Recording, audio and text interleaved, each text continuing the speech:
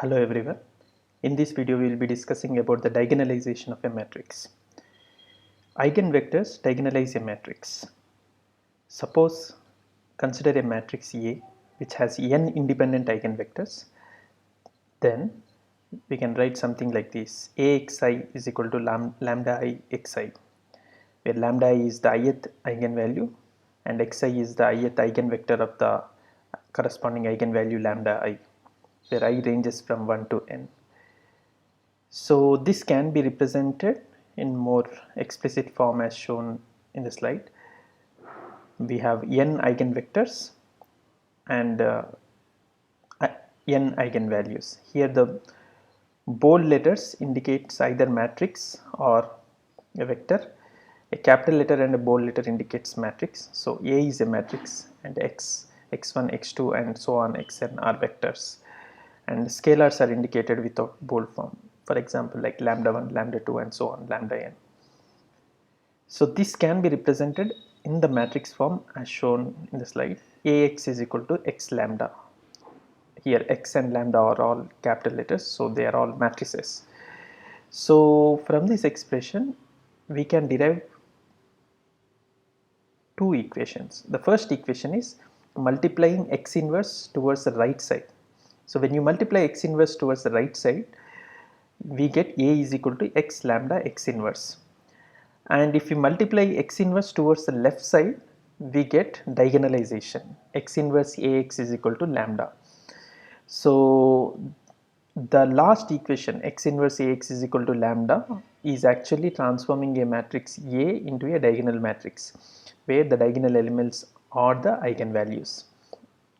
So we can diagonalize only when we have n independent eigenvectors. So not all matrices will have n independent eigenvectors. So let us see with some examples which of these will not be able to exhibit n independent eigenvectors. Let us take this example: A is equal to 0, 1, 0, 0. For this matrix, there are two eigenvalues, lambda 1, lambda 2 is equal to 0, but there is only one eigenvector which is 1 and 0. So there is no second eigenvector. So since it's a two-dimensional space and we are supposed to have two eigenvectors, but since the matrix is does not allow us to have two independent eigenvectors, so these matrices cannot be diagonalized. So in order to check whether a particular matrix can be diagonalizable or not, there are two terminologies which we need to get familiar with. The first is algebraic multiplicity and the second is geometric multiplicity. Algebraic multiplicity indicates the number of times a particular eigenvalue has got repeated when we solve Ax minus lambda I is equal to 0. Determinant of Ax minus lambda I is equal to 0. So it's the number of repetitions of a particular eigenvalue indicates the algebraic multiplicity, whereas geometric multiplicity is computed based on the number of independent eigenvectors for a particular eigenvalue. So a particular eigenvalue, when we consider, we have Ax minus lambda I. So when we solve that matrix, and if Ax minus lambda I has enough number of eigenvectors, independent eigenvectors. For example, consider Ax minus lambda I has, say, rank of some k, and the rest of the n minus k belongs to the null space.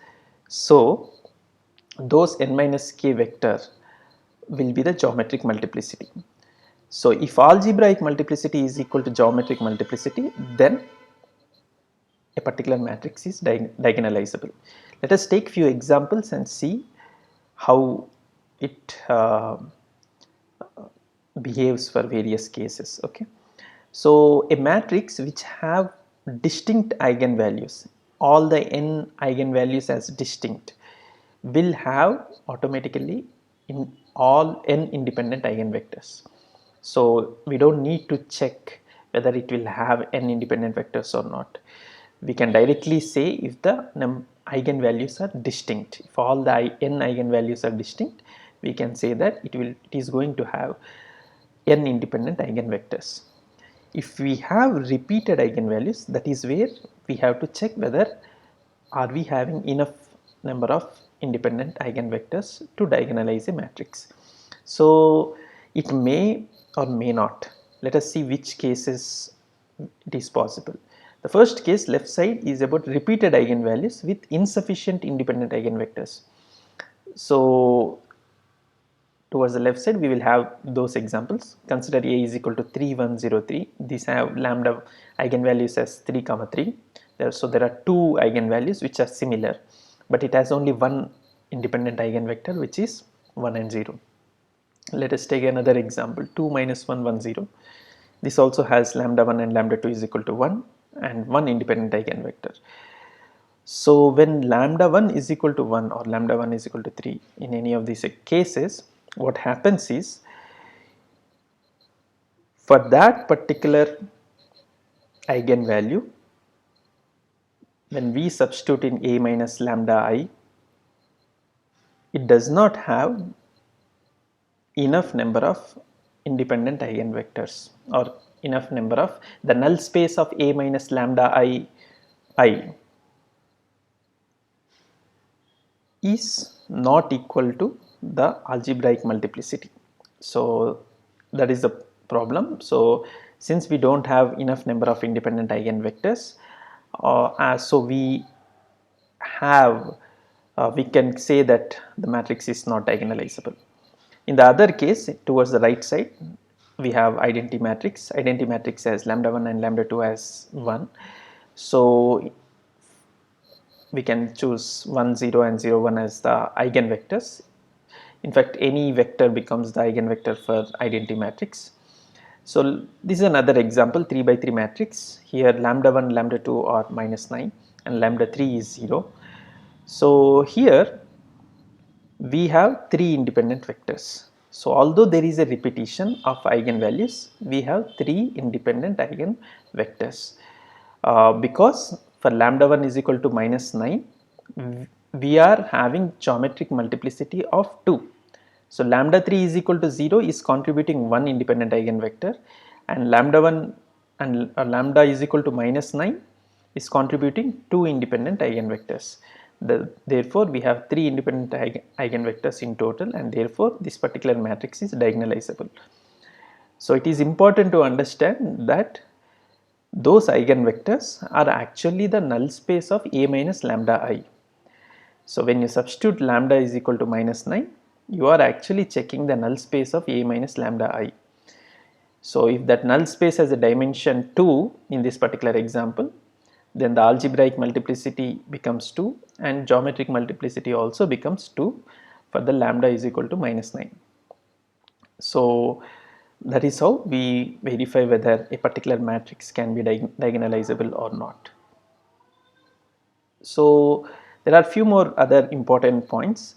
One is every symmetric matrix has real eigenvalues. If you take a complex matrix, we call it as Hermitian matrix.